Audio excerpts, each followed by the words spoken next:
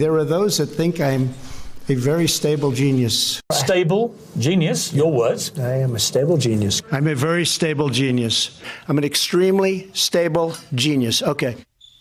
If the book came with a video segment, that would be it. It's been described as a comic horror story. The reviews of this book, as recently as today, have been universally excellent.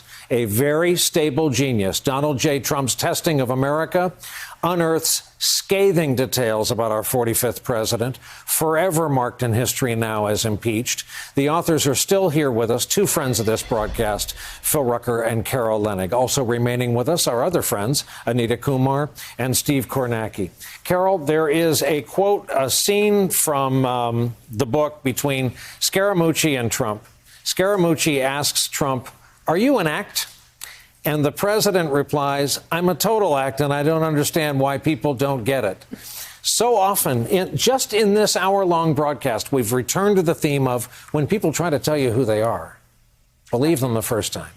Absolutely. And, you know, anybody who watched Donald Trump in New York, as you did closely before we even caught wind of Donald Trump's candidacy, he was calling Page Six, you know, pretending to be John Barron, letting people know that Donald Trump was dating our hot new starlet. He's a master marketer. We should give him credit for the way in which he markets himself, the way he marketed his business, and the way as president, you know, as Phil and I found in this reporting, he puts his self-image and winning the day above almost everything else. And he's been fantastic at it. Like the biblical tale of the blind man and the elephant, everyone's going to come away from this book with a different favorite passage. Mine, in terms of it being gripping, was the vignette you told of the Mueller meeting with Barr and all of their seconds, where the Barr team tries to look at Mueller, and it's just beautifully written. I can never do it justice. Explain to our viewers what they will read about. They try to look at Mueller and say, okay, just so you know, here's how we're going to phrase this. Here's how we're going to handle this. Yeah, so this is a period that viewers of this program remember very well. It was near the end of the Mueller Russia investigation, and there were all of these careful negotiations back and forth between the special counsel team and the Department of Justice leaders, Bill Barr and Rod Rosenstein, chief among them, about how to conclude this investigation, how to inform the public of the conclusions, how to make clear that President Trump is not going to be indicted, but is also not totally exonerated, as the president claimed. And what Carol and I did in this book is we get behind the scenes and into that room, and there's dialogue, rich dialogue between Barr and Mueller, where Mueller is accusing Barr of misleading the public with that 4-page summary of conclusion that he issued, and is furious at Barr for this, thinks he's you know, trying to pull a fast one on the American people on behalf of his boss, the President of the United States, but doesn't go public with that information, doesn't say anything publicly. And it's one episode in which Barr completely outfoxed Mueller. And a lot of prosecutors believe that was a fatal error on the part of Bob Mueller, the former FBI director of unimpeachable integrity, who just couldn't keep up in the 21st century of the Twitter universe that we're in. Carol, the number of sources is staggering. Of course, I'm telling you.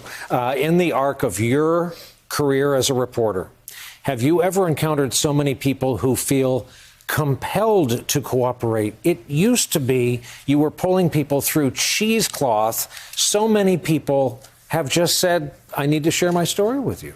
You know, it's true. More than 200 people agreed to speak to us. And one of the things Phil and I, of course, we work for the Washington Post. We wanted to get this stuff in the newspaper in real time. But some people, you know, their DNA basically was telling them, run from reporters. But for history, they wanted to get it right. They wanted us to get it right. And, you know, there is a moment in the book, Brian, that I wanted to share that has to do with these sources. Intelligence and national security people. These are sources in my experience who never speak to reporters. It goes against everything that they believe in.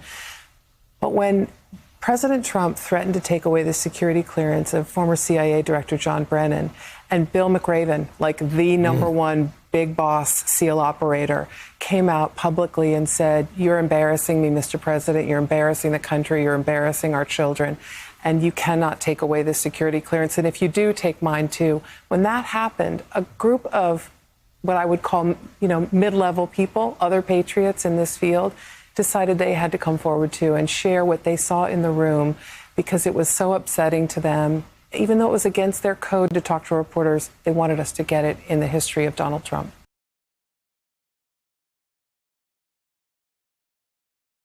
Hey there, I'm Chris Hayes from MSNBC. Thanks for watching MSNBC on YouTube. If you want to keep up to date with the videos we're putting out, you can click subscribe just below me or click over on this list to see lots of other great videos.